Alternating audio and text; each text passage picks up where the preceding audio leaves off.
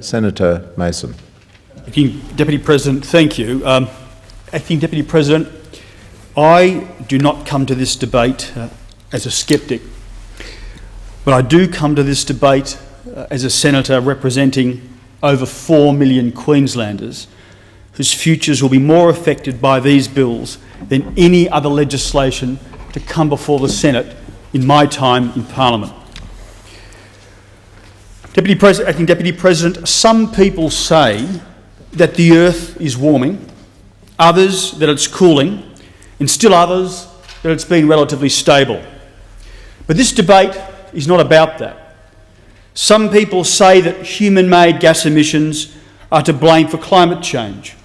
Others say that any changes are part of natural cycles from time immemorial. Indeed, if the climate stopped changing, we should be really worried. This debate is not about that. Some people say that any climate change will be a calamity.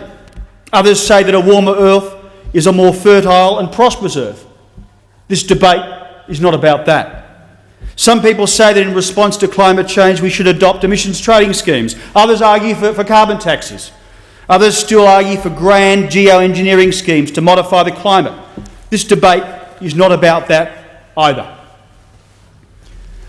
What this debate is about is this: that Kevin Rudd wants to rush through the biggest, most far-reaching tax in our nation's history.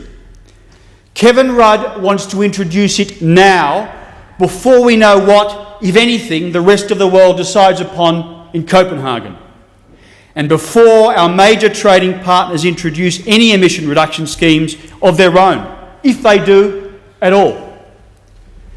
This legislation before the Senate today will change the way we live and work. It will cost jobs, it will reduce economic opportunities, and it will damage Australia's competitiveness. That much, sir, is certain. Yet Kevin Rudd is willing to sacrifice it all to be the first, and for all we know, the only one.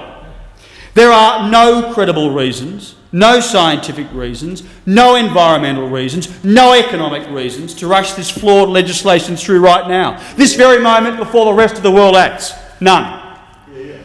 There's only one reason, just one reason, to rush in before the rest of the world acts.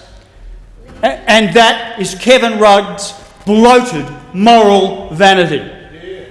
We have seen in this debate the ugly devolution of Kevin Rudd. Kevin Rudd, the nerd from Nambour, wants to transform himself into Kevin Rudd, the cool kid from Copenhagen. And for that ugly transformation, thousands of Australians will be losing their jobs. Kevin Rudd wants a pat on the head from President Obama, a photo opportunity with Al Gore, and high tea with Ban Ki-moon.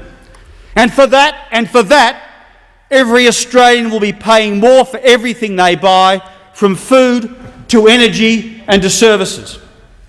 Kevin Rudd wants the recognition and the validation of the trendy international jet-set crowd. And for that, our industries will be handicapped and our standard of living put at risk.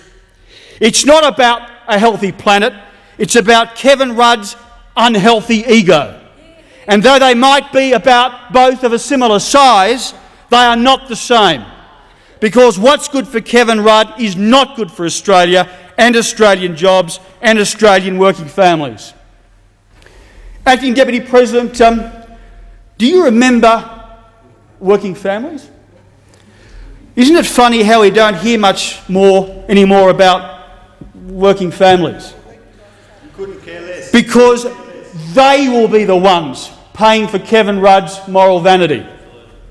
Every day, when working families pay more for everything, from the moment they wake up and put a kettle on to the time they switch off the TV and go to bed, they can thank Kevin Rudd. Every time working families lose jobs or their children can't get a job because our economy is being battered by our competitors, they can thank Kevin Rudd. When working families' standard of living declines by comparison with the rest of the world, they can thank Kevin Rudd. Thank Kevin Rudd and his bloated moral vanity, because Kevin Rudd wants to be cool and wants to be the first and wants to lead the world, even if he sells out Australia's national interest. Now, Mr. President, why would you do that? Why would you do that? Why would you do something you know goes against the national